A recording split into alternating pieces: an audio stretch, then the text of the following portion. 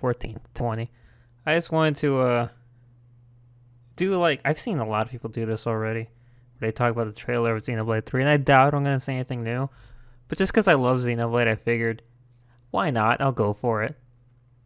So obviously, if you've seen my reaction to the thing, like I didn't freak out as much as I think people think that I would because I love Xenoblade.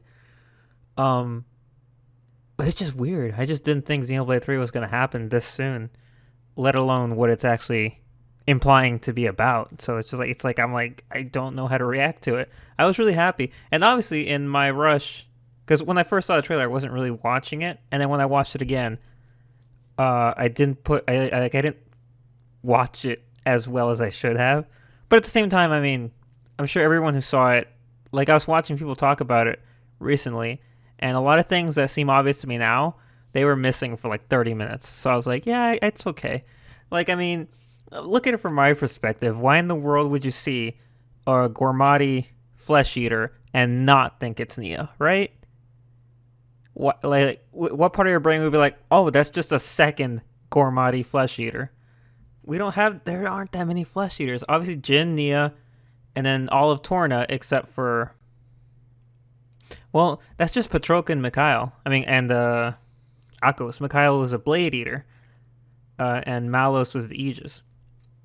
So not that many. So it's just the odds of there being another Gormati flesh eater who looks almost exactly like Nia is like, really? Another one? But yeah, which is I like that meme of there's two of them now, that kind of thing. Um, so the first thing I'm gonna do is just watch the trailer, and I figured to like listen to what everybody says, because there's actually I've seen some people say this is what's said here at this part of the trailer, but I'm like, is that what they're saying? Because I don't think there's any subtitles, so I can't really make out. But so I should have been able to tell that it was Xenoblade from the first image, just because of the art style of it. And if not, then obviously when you hear someone speaking with an English accent, one of your first go-tos is probably Xenoblade, just because that's what the games do. They have a lot of accents in them. Speaking of, I always thought it was a funny, like an amusing, what's the word, thing that Xenoblade 2, all the drivers spoke in different accents, but the blades tended to speak in more standard American accents, which I thought was pretty funny. As an observation that someone pointed out, and I noticed later, I'm like, oh, that's true. I saw something. Someone mentioned that the little blocks. I'm probably gonna hit up on a lot of stuff other people have mentioned, so I'll try to make it quick. That these floating things are actually squares, which I didn't notice until I saw that image, and that the logo, like how the Xenoblade logo always slightly changes. Xenoblade 2 is really obvious because it's like on fire. This one has those little squares floating off of it, which is cool. So, and what's his name? Noah. This is Noah. And living to fight.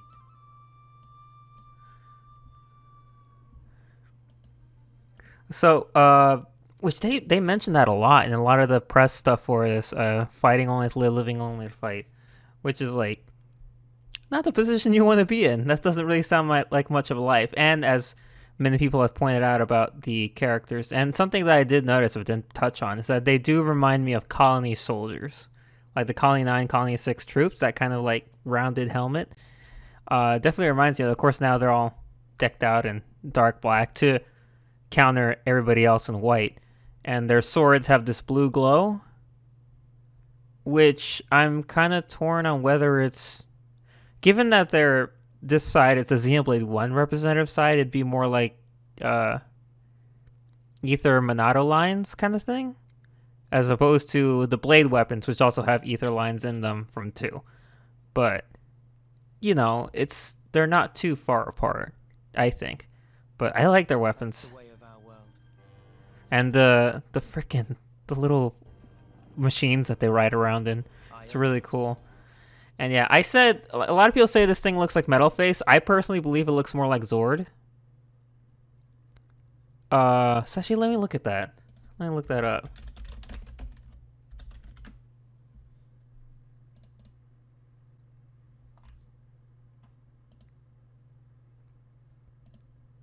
Oops. Yeah, I think it looks more like Zord than it does Metal Face. At least the top head design. Or maybe I'm just an idiot.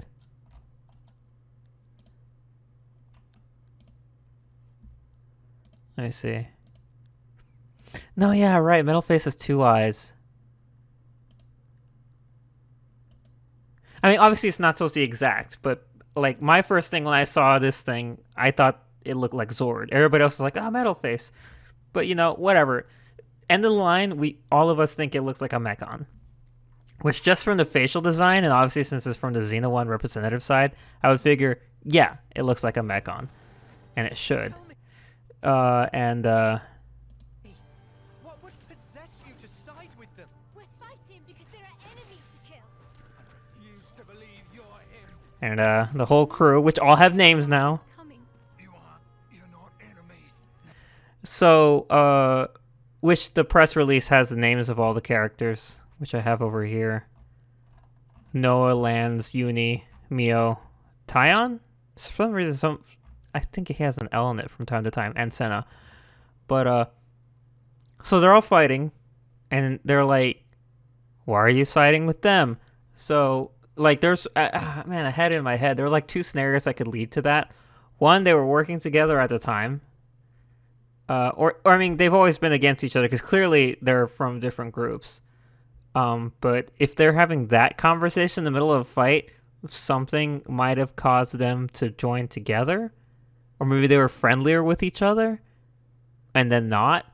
Because, like, I mean, that happens in a lot of different media. Because, like, if you have a group of two specific types hanging out together and you find, let's say, some artifact, for some group, it's like, that artifact's bad, we need to destroy it. But for the other side, it's like, well, actually, that artifact's important, we need to keep it. And then they fight, you know, that kind of thing. So, I don't know. Because it doesn't sound like it's a first meeting thing. Like, oh my gosh, enemy, let's fight them. Because he's saying, why would you side with them? You know? So it's like, well, clearly they've already met and they've been on friendlier terms before. This comes as a shock to him. So why are they siding against each other? You know, it wouldn't be something as simple as just because of the war. Because once again, it's like you're being shown scenes out of context. So how are you supposed to process it? You know, and seeing everybody, which is really cool. I think the funny thing is that so obviously Shoma is the hero for this game with the Monado-looking weapon, and then Mio is a flesh eater with the same rings, the chakrams that Nia had. Fighting because there are enemies to kill. And then this guy lands because, like, I thought, I didn't, like, everyone's saying, oh, a Machina, playable Machina, let's do it. I'm like, he's not a Machina. He looks not like a Machina. And then other people have said that he looks like someone from Indol. And I was like, I could see that. But upon closer looking at him closer, I'm like, no, yeah, his facial structure, that design of the dark gray half, or the dark gray, then the light gray, then the dark, it does. A lot of Machina did have that look about them. So I wouldn't be surprised if he is a Machina. And also because, once again, he's on the Xenoblade 1 side, I would figure that, I guess it would make more sense that he's a Machina as opposed to a someone from Indol. But so I'm like, yeah, I could believe that. I could believe that he's more of a Machina, as people want to say. And I haven't played Xenoblade 1 in too long. I need to play it again. Yeah, like the guy over here. Like I can totally see that design being something closer to what they're like. But I mean, I'm still not entirely convinced. I mean, well, yeah, I mean, Egil is the go-to example with how his face looks. It's just the issue is that he looks a lot less robotic in the face than the other ones do. And, like, that's what's throwing me off. So everyone seems convinced that he's a Machina, and I'm willing to believe it for now. But I don't know. Oh, she has it too. Leonardo doesn't, though. Granted, these are the only three, and Mikol, but Mikol's gigantic, fat man. So, you know, I mean, he just...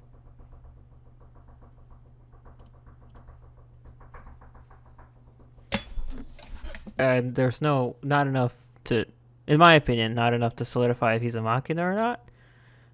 But you know, if he winds up being one, fine. You're him. I knew it. And then, Saw this coming. of course, we've got Not enemy. Vandom here. I knew it. I saw this coming. You are. You Like, which is cool because he's from what I understand, I found this out. I want to say partway through Xenoblade X back in the day. I didn't know that there was a Vandom in like every Xeno game, and they generally have either an X scar or like X face paint. Vanguard was supposed to be the one for Xenoblade 1, but they changed his name. And then for X, it's Jack Vandom. For Xenoblade 2, it's Vandom with Rock. And I guess for Xenoblade 3, it's this guy. Who looks to be this game's Vandom. There's like a theory going on that some people think he's actually Zeke.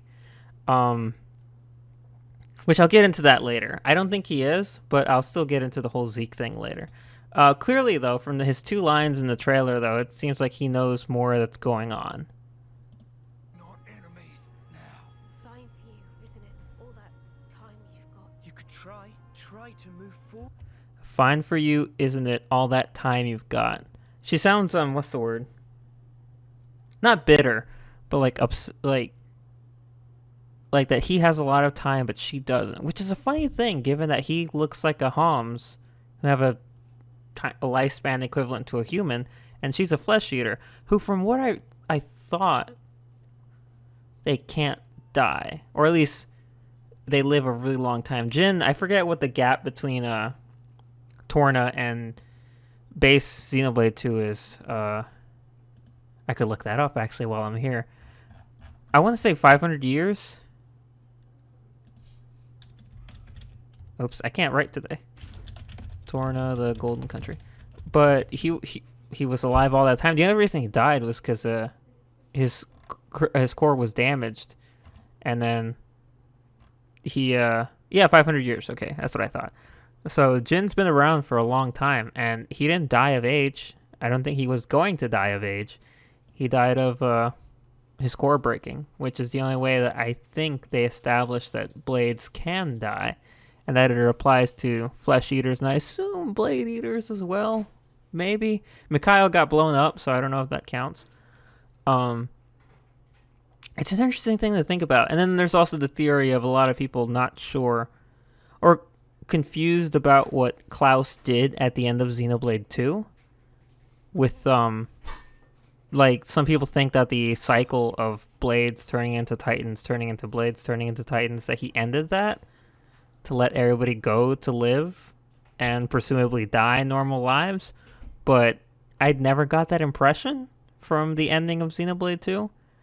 Or at least there was not enough evidence for the ending of Xenoblade 2 to point to anything like that. Like, I don't know. But regardless, that's what it sounds like to me, that she's like, oh, you have so much time to live, I don't, or something like that. That kind of approach to it. Forwards again. How can our lives be so snapping little to you? They're not your friends anymore. I really like, You. I know a lot of people say it, but the origami weapon-like thing is really cool. I don't think that anyone can deny that. And then, of course, it's all the vistas around here. That mountain formation all the way in the back corner over there on the left, looking at it now, reminds me of the big formations on the back of the Bionis, which is where Satoru Marsh was, if I remember correctly. Obviously, it can't be, because the Bionis is gone. Sword march. And as people have accurately pointed out, this is 99% the distant fingertip. This is where that giant unique monster, the pterodactyl, the Teryx, was up here. I don't know the name of it. I could look it up, but it doesn't matter. It was up here. And there was a heart-to-heart, I believe, in that corner right over there. And then all the way over there is Uriah in the background, split in two. Very cool looking. So people are confused about the landscape of the Bionis being used anywhere, because obviously at the end of Xenoblade 2, the Bionis is gone. I mean, at the end of Xenoblade 1. All that's left of Bionis is what was left after Xenoblade 1 was the shoulder pieces still floating in their position, which is what you explore in Future Connected. And then I think the head, or like the horn,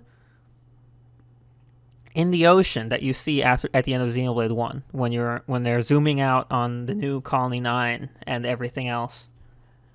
So there shouldn't be much of the Bionis left, but Colony 9 isn't all that they were left with after the universe was reformed. Obviously, the new Colony 9 is attached to a whole other continent on which, because in the end of Xenoblade 1, they have dialogue about taking supplies to other colonies. I think they specifically mentioned 6. So whether or not Colony 6 was also just moved over here with the universe reformation, we don't know. I would like it to be true for all the effort we put into moving that dumb place, or building up that dumb place and getting Juju all his black liver beans and nonsense. So I would hope that it's still intact. The land pierced by a great sword. It's so funny to hear him say that, because everyone who's played Xenoblade 1 and 2 would know about the background of this world. Oh, that's definitely the Mechonis' fingers. It's gotta be the hand. So for the characters in this universe, they see the Mechonis' sword sticking out of the ground. They're like, yo, what's that? What did that thing do? Like that kind of stuff, you know? Like they look at it with like amazement. It's probably the part of their legend. Once again, depending on how much time we've moved from 1 and 2 to 3. But for us, we know what happened to the sword. We know that it was trying to fight the Bionis, and it was defeated. Egil died. It was very sad. It was broken, and it fell into the ground. Like, we know that's what happened, but I don't think they would. Assuming those stories were lost to time, which would suck. Or at least that they faded into legend, assuming it's been long enough for that to happen. It's the only way you're gonna defeat the real enemy. Gosh, there's so many things. But yeah, that sounds like Vandam. And once again, he's saying that there is a real enemy. So, which obviously paints the obvious example where you're like, well, then that means that the two nations, I think it's Kiev and Agnes, aren't the big bads, even though they're the ones at war right now. And that there's someone else or something else, which is interesting. So I'm going to go back and look at these images of the locations. So that's really nice. I was going to say, if that's a waterfall, there would be something behind it, but it looks like that's a piece of rock levitating off the ground. So not a waterfall we can explore. Sword march. That's the collection point people were talking about over there, where I think there was also one over there in the first game. Gosh, it looks really good too. Like, I just love the Monolith. They're awesome when it comes to world design and environmental design.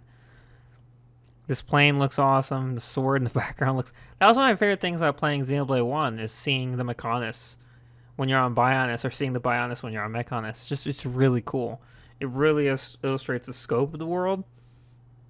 So seeing Uriah in the background, the Mechonis sword in the background, it's freaking cool. Someone needs to show me the cutscene of the Mechonis sword getting broken. It seems like there's a lot more of it that survived than I think should have. In my head, it gets broken much closer to the hilt, but maybe I'm remembering it wrong. By a great sword. I already saw that as a fingertip, looking more deserty over here. Oh yeah, there's a bunch of collection points over there. And then here is lands in one of these giant bases. I think one of the press release says something about these being like homes or settlements that can move. I mean, look at the giant wheels. Like, geez, this thing is massive. And then they have a city. They're going so quickly. I'm like, no, let me see. And we have a nice big city. I assume it's a big city. Could be. My mind keeps going to Fonsamima and like immediately, even though it doesn't really look like it. Fonsamima was on the water. Speaking of water. Don't know what this thing is, but it's very cool. Which, I mean, could be said about it. There's more collection points back there, or one specifically over there. It's the only And there's another one. Interesting. way you're gonna Giant People said apparently you could do this in Xenoblade 2, that there's like a rail that you can slide down in Oblivia. Not Oblivia. Fuck. I was thinking of Oblivia when I saw the fingertip in the sand, but I didn't say it, but it was in my head. Mordain. Yeah, there are no slidey rails in Oblivia. There's nothing in Oblivia except lore that doesn't mean jack shit. Defeat the real enemy. Yeah, this place reminds me of Machna Forest quite a bit. Mostly because, I mean, it's overgrown. Or Satoru Marsh, actually. One or the other. I'm leaning more towards Machna Forest because of the mushrooms. I was going to say the Quad Wing is also a tell, but the Quad Wings were in Satoru Marsh and Machna Forest, so. But definitely a jungly, foresty location, which is nice. Another collection point over here. Good stuff. Enemy. Gosh, these guys are big. Oh, and the Tokilos as well. Familiar faces everywhere. This thing's new. I imagine it's probably a new version of the Danosaurus. Fuck, it's big. I think if there's one thing that I don't think Xenoblade 1 or 2 did too well, it's when you try to fight giant enemies. I feel like the camera angle never really accommodates for the bigger enemies, and I think X had this problem too. I think the advantage X had was that when you get in mechs, you could zoom out the camera even more, so it's better for the giant enemy fights, like Cerns and stuff. Not Cerns. The ones that are buried in the sand. Yeah, whatever those were called. Regardless, I mean, if you could just zoom out the camera more, because even at max zoom, it doesn't help in fights against Denosauruses, so I'd like to zoom out more if I'm going to fight whatever that thing is. That's also really cool. Although, also not cool, because enemies in the water suck, because combat near the water has always been pretty bad in Xenoblade, because your characters need to be standing in order to engage in the fight. So if you go too far into the water, they start swimming and they can no longer fight. And some locations in Xenoblade have very, very shallow shores, and the enemies are just far enough away that it's really hard to attract them for a fight in specific cases when you need to do it. And it also doesn't help that because you have a Nopon in your party and they're tiny, it doesn't take much for them to enter their swimming animation and thus useless in battle. There are many a times I've wins a battle with 3 people and only 2 people are fighting because Ricky or Tora is over there in the water not doing anything. So I hope there's an easier way to rectify that. I don't know how they could fix it, but we'll see. So I would not want to fight this thing unless I'm close to the water or on some kind of solid surface. Though it does look very cool. It's like a monster riding another monster. For some reason, my brain wants to say that Turkins did that before, but I don't think they did. This is something I saw in the trailer, and I said, why did it take 4 games to get something like this? I'm not going to count Xenoblade 3, because you have the mechs. Even though traversing with them was kind of a pain in the ass, too, for different reasons. But the advantage that mechs had over Xenoblade 1 and 2 is that they made going over world faster. Especially once they could fly, which is something that I think they should have put in Xenoblade 1, at the very least for the Air of Sea. They should have had like a boat or something in that level that you could use to navigate the ocean faster. There absolutely should have been, because there's nothing to do in the ocean. It's just big. Xenoblade 2 didn't have as big of an issue, thankfully, because there weren't areas that wide and empty. But I still would have preferred some way to move faster in the overworld. And so if we have this for water and maybe I guess something else for land, if not interchangeable, I'm cool with it. And if we can use this as a platform to engage in a fight with the big snake over there, then that's even better. Because we could immediately ignore anything I said about fighting on water with a Nopon in your party. The vehicle, looking at it now, the back of it reminds me of Junks a bit.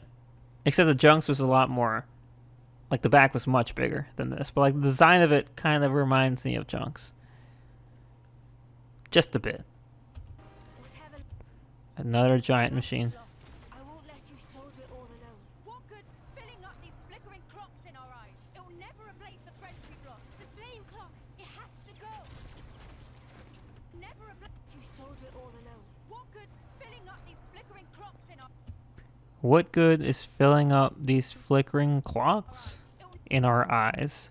Never replace the friends we've lost. It will never replace the friends we lost. Huh. The flame clock, it has to go. Ouroboros abhor this world. They must be erased without a trace. Yeah, I didn't notice that when I watched the trailer the first 2 times, that was another Gormati flesh eater, specifically, most likely, almost certainly Nia. And then the masked Hyentia would most certainly be Melia by extent.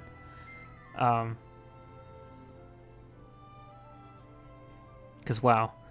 So, speaking of Nia and Melia, which I think it's safe to say that that's who they are. Because people have said that it sounds just like them. Like, Mio, I believe, has a different voice actor, and people are able to recognize from Nia and Melia's lines, assuming once again that's Nia and Melia, that it sounds like them. So the question obviously becomes, well, why are they waging this war against each other? Ouroboros abhor this. And why did it come to this? There's endless speculation on that front. But, like, when it comes to characters that can survive however long it's been since Xenoblade 1 and 2, obviously Melia and Nia fall into the category, that, given that Melia is a Hyentia, half, but still a Hyentia, and Nia is a flesh eater. Once again, at minimum, Nia can live 500 and so years. And Melia, I believe, even more. I think there are Hyentia several hundreds years old. I think they maybe do Hyentia reach 1,000? Or is that only for Machina? I think they only reach a few hundred. So they have about similar lifespans. That said, there's plenty of more characters that could still be alive at this point. That doesn't mean that I think that they're gonna show up. Just that they could be doing something. So like for Xenoblade 1, aside from Melia, actually no, they didn't have anyone else of any specific races, because Fiora turned back into a Homs. The rest of the crew was all Homs. Ricky was Nopon. I think Nopon might be a little more long-lived than Homs, but not this long, assuming it's been long. So, but Machina are. So Mikkel was alive from when the Mykonos and Bionis had their first fight. So unless he was killed or he finally reached his limit, he could be gone, could be still around. Leonada, the Machina doctor, and Vinea, his daughter and Ego's sister, obviously not as old as he was, so they could still be around. All the Machina can still be around, because there's, I think, one of the oldest characters in the game is a Machina. You can look at them on the affinity chart. It's like 7,000 or 9,000 years old. I can't remember. Really old, though. And yes, there aren't any other Hyentia of note besides. So those are the Machina of note. Mikkel, I was going to say Ego, Vinea, and Linara. And then for the Hyentia, it's Melia, Tyrea, and the stupid kid from Future Connected. I don't care. The one who was trying to figure out how to turn Telethia back into Hyentia? That kid? I forgot his name. I don't care. But he could still be around, given that he was a child. And Tyrea, she pledged herself to aid Melia at the end of Future Connected, so I imagine she's still around doing shit, you know? I don't know if this is the direction anyone wanted anything to go. Speaking of Future Connected, another thing that a lot of people have noticed, myself included, is the fact that a lot of the characters, I don't know if it's just the Xenoblade 1 related characters. Yeah, that's the Xenoblade 1 armies.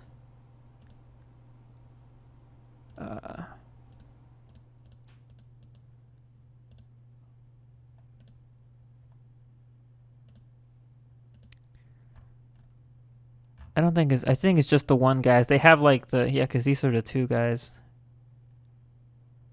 Which, ooh, those weapons look cool. Yeah, no, it's just the one guys. Yeah, I figured as much, but I just wanted to check. They have the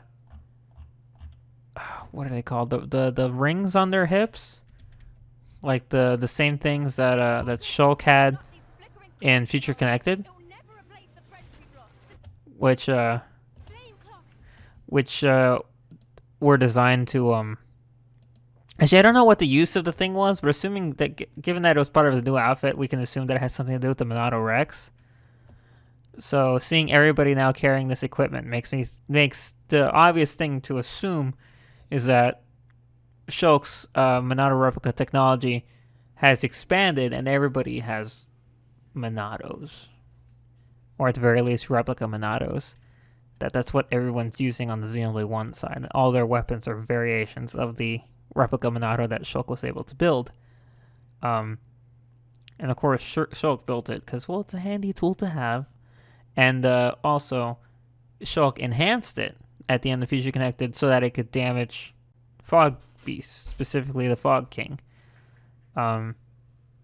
And since everybody has it now, it's safe to assume that their weapons are capable of fighting fog beasts, fog kings, if they ever show up again.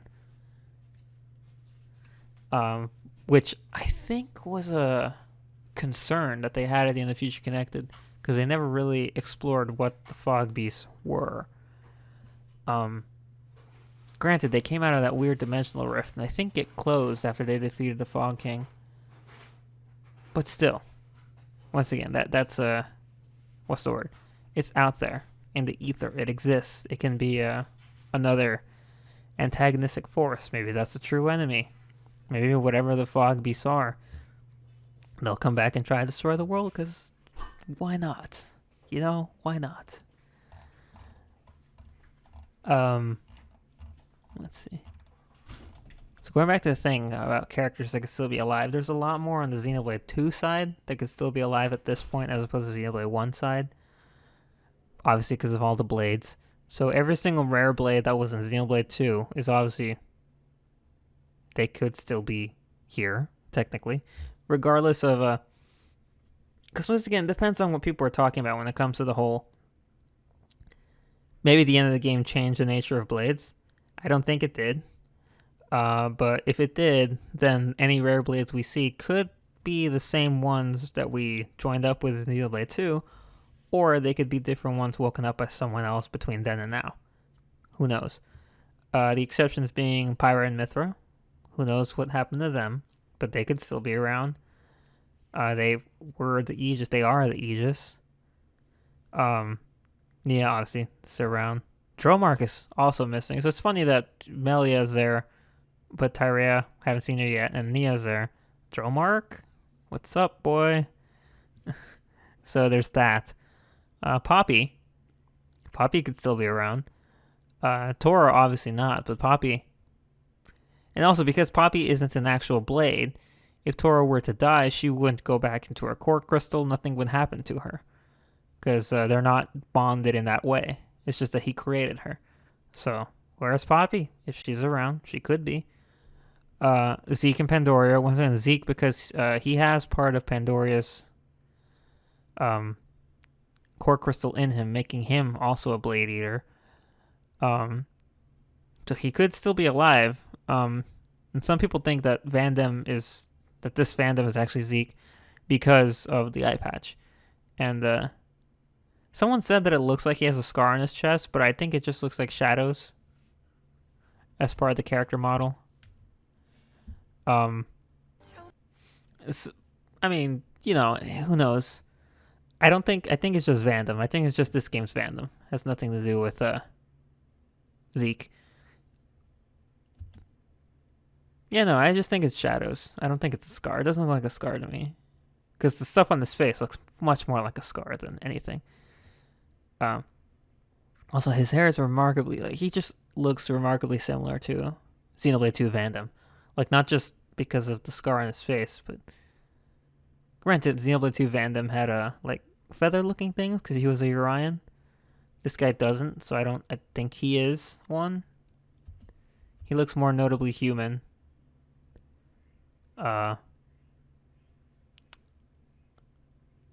Homs, specifically.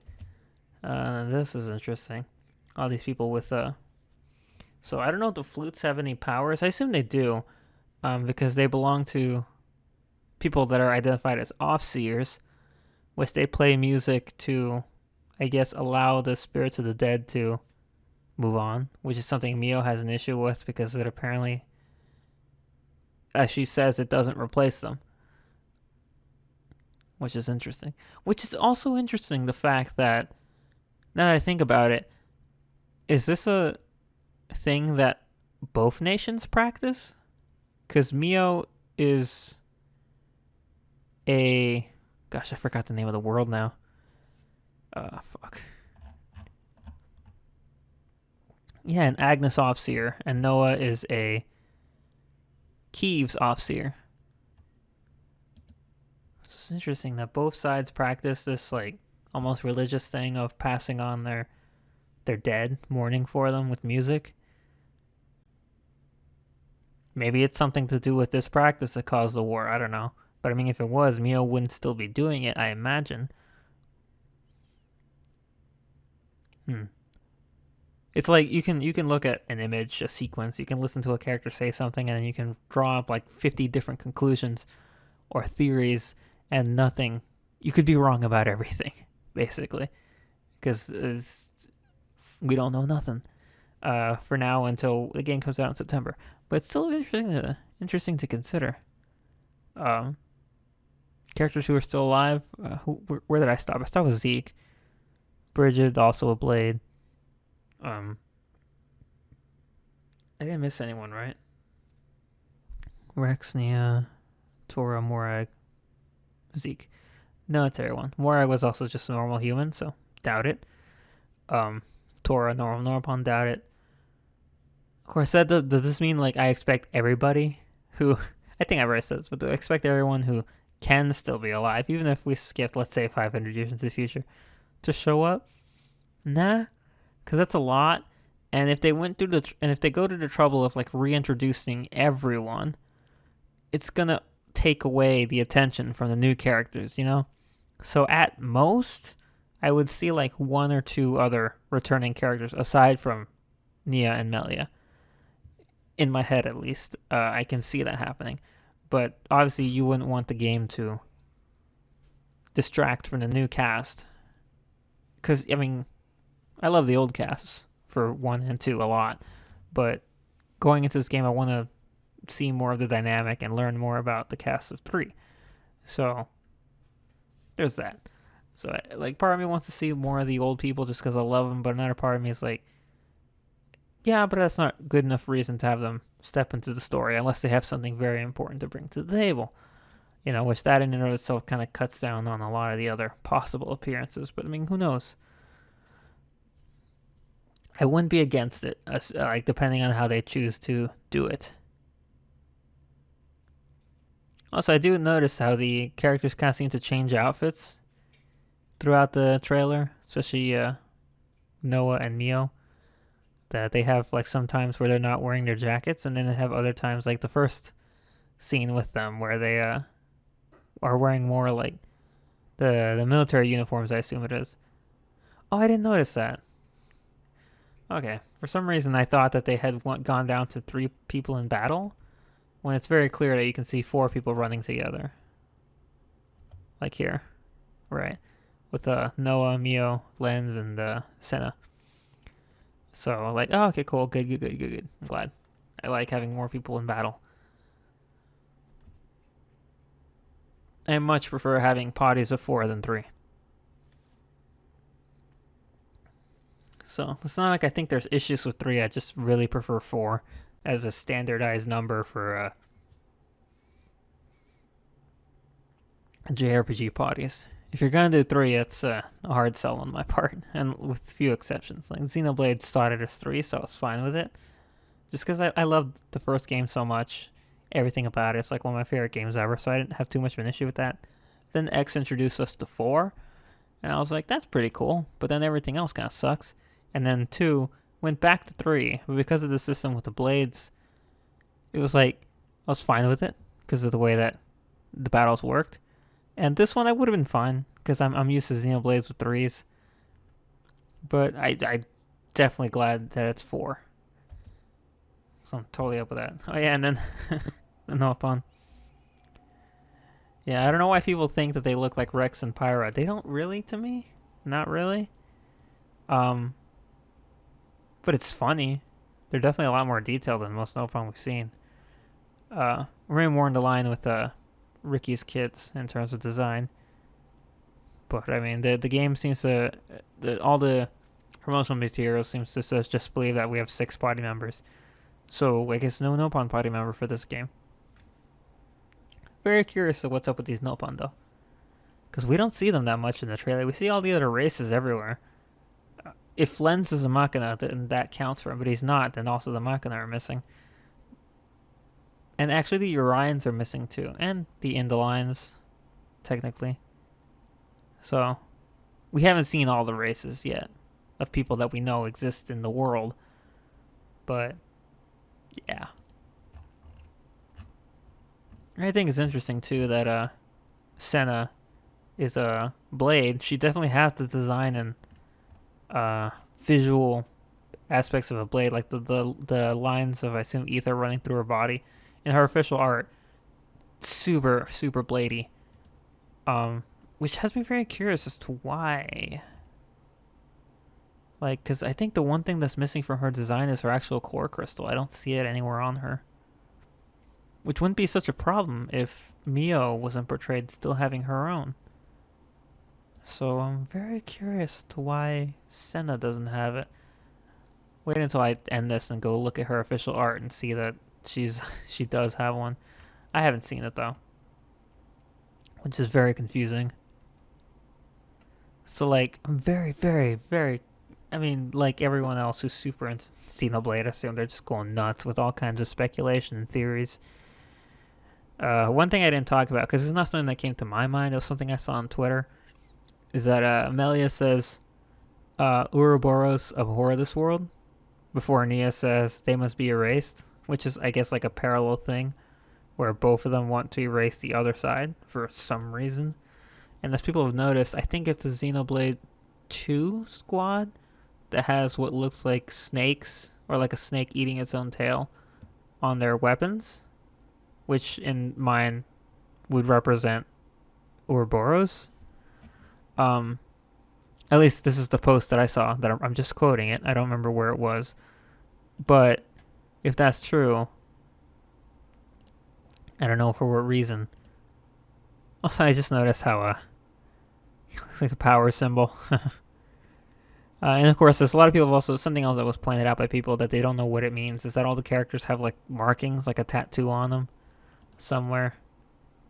She has one on her chest somewhere, and I think she does too. I forgot where hers were, but you can see it all in their art.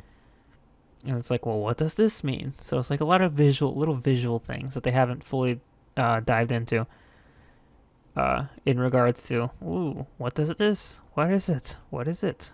You know, it's just, that's a question we're all going to be asking until the next trailer.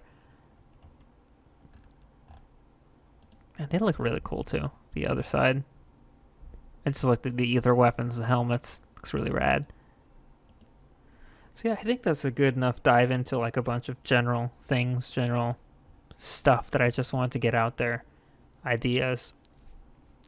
It's funny because I'm in the middle of writing a gigantic fanfic about well, I say in the middle of writing. I stopped writing it over a year ago because I lost writer's block, and then I went back to it like last month, I think, or earlier this month, I can't remember, to try to write more, and I'm like, oh my gosh, I don't have it. Like, I tried. I reread so many chapters. I'm like, yeah, I can write more, and it's like, I don't feel like I'm doing this right. I wrote like a few paragraphs. I'm like, I think that everything I just wrote was trash. So I think I'm going to I had to reread the whole story, and it's massive. But like, in writing the story, I have ideas about future stories that I want to write, not related to, because the story I'm writing is about Xenoblade X, loosely. And in my brain, I have ideas in the future for the other Xenoblade games. And I was like, is there a way that I can combine the stories of them? And like, I had some theories in how to do it, but nothing like this. Because the question still remains, is that if this world, Ionius, is the combined form of what was left of Bionis and Allrest. How did that happen? Because even though both worlds obviously exist, the way Klaus explained it after the experiment, when the universe was destroyed, is that the universe of Xenoblade 1 was recreated in a alternate reality. And then Allrest was what's left behind. Because Allrest is still on the same Earth that Klaus conducted the experiment around. And the half his body was lost to the other dimension where Xenoblade 1 takes place. And after the game ends and he vanishes from 1 and 2, it left me with the assumption that the worlds were separate, you know? Because, of course, so how did they connect? Or did something that happened in the ending of 2 actually connect them? And, of course, then people are like, oh, Future Connected meant that. And I'm like, oh, yeah, I kind of did. But, it's curious. Because that's, like, the most basic thing. Because the entire game is built off of the premise that the worlds have converged in some way. And they're now fighting for some reason. But even then, that in of itself introduces so many questions as to how did that happen exactly. So I'm curious to see that.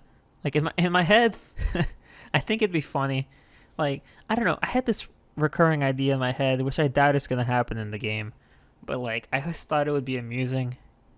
Or at least I was thinking that'd be interesting if like the game opens with Shulk like setting up, like say he invented like a recording device of some kind, and he's setting it up, showing it to Ryan so that he can record like his experiments and his advances in technology for future generations. And he's having this whole talk back and forth with Ryan about what he hopes that it will accomplish, sharing his knowledge and stuff with the future, you know?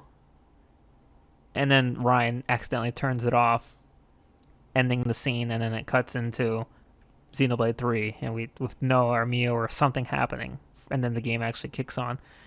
And because it just, like, obviously not going to happen. I doubt we'll see most of the cast for either game.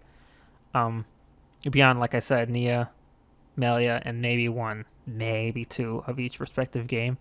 But I just thought that that'd be, like, funny because Ryan's there, but also sad because, like, Shulk's hopeful about the future and what his technology can bring. And then here we see an entire army with technology that he developed, waging war. It's like, it's unfortunate. I think my favorite thing to come out of this, which is once again unfortunate, is people bringing up Xenoblade 2 and a lot of lines of dialogue from Xenoblade 2 that take on a whole new meaning now that we know about Xenoblade 3. The one that people bring up the most is from the final battle with Amalthus and Jin, up on the world tree, where Jin and Rex are fighting, and I think Jin's telling him that humans will just turn Elysium into another Allrest. Well, they'll fight amongst each other. They'll into another Moratha. I mean, where they'll be given this great land with everything that they need to live, and they'll destroy it. They'll wage war. They'll do it all over again. Nothing's ever gonna change. And Rex is like, we'll change it. And Jin's counter to that is, well, what happens if you die? You know, then who's going to continue your ideals? That kind of thing. And it's when you play Xenoblade 2 and you finish it, you believe what Rex is saying because he's very optimistic, and that's really nice to have. He wants to believe that everyone can come together and improve the world in some way, and he'll do whatever he can to do that. He was really young throughout Xenoblade 2, so he had a lot of his life ahead of him to ensure that would happen and to help make it happen, along with the rest of the party and all that stuff. So once again, to fast forward from that hopeful ending to 3, where now his half of the world is at war with another world, it's like, that sucks, you know? It's unfortunate. I think Malthus also has a line that a lot of people like to quote, but I just can't remember what it is right now. It's a bummer. But once again, it all just depends on the why. And once we learn the why, that's not gonna lead to It's going to lead to people being like, oh, that makes sense, maybe. But I imagine more it's going to cause problems. People are not going to like the why. Because when you create a complex issue like this with beloved characters on both sides, you then run the risk of introducing the fact that people are going to be like, well, this side's obviously in the right. And it could be either because people agree with them or just because people like the characters. And like, this side's obviously wrong. And then they'll get into the whole fight that will inevitably devolve into hate and nonsense spewing. And it's like, oh, that wouldn't happen. I'm like, oh yeah? Have you seen a little game called Fire Emblem Three Houses?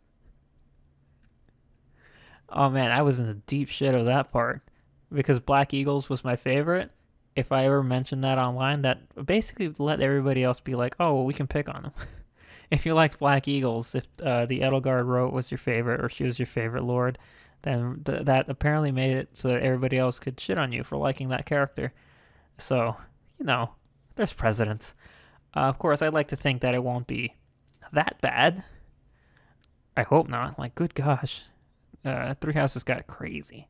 But, I mean, at the same time, part of me is at least more satisfied with that I'm glad that people were that, what's the word? That they liked and they supported their characters that much, as opposed to getting angry and mad at each other for disliking things, if you know what I mean. It's like it's a more interesting conversation to have as opposed to just people yelling about not liking Three Houses because X, Y, or Z. I didn't think Three Houses were perfect, but it was a step up from the previous Fire Emblem games that followed it. Massive step up. And with Xenoblade 3, I love Xenoblade 1. I love Xenoblade 2 even more. I think actually after a long debate, I came out to the conclusion that Xenoblade 2 is actually my favorite one. But I love them both immensely.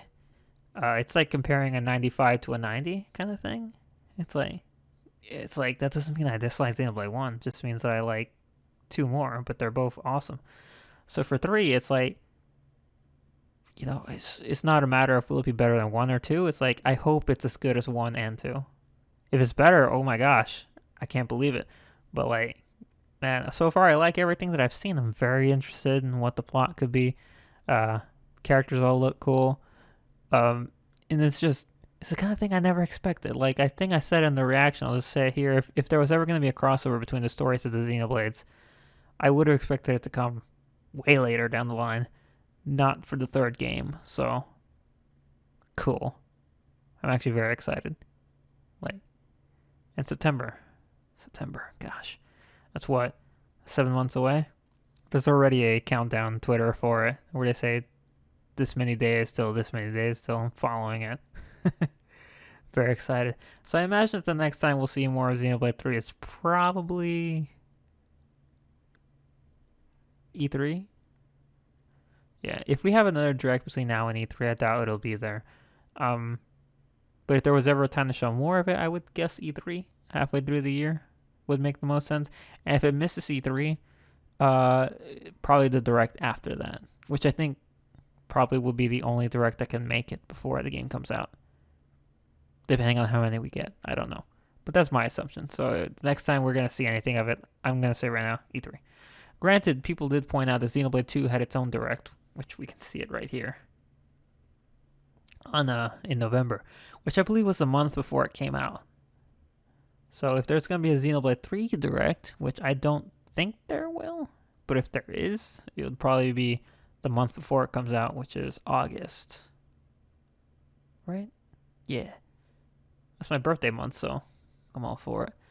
Anyway, thanks for listening to me ramble about Xenoblade and say some pretty general thoughts, but if you have any thoughts of your own, any theories of your own, or heck, if you've seen a theory that you think is really cool and just want to see what I think, just feel free to leave it in the comments.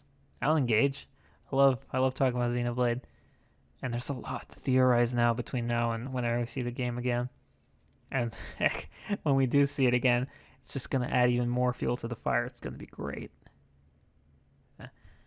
Yeah, thanks everyone for watching, listening, and I'll see y'all next time. Till then, hasta.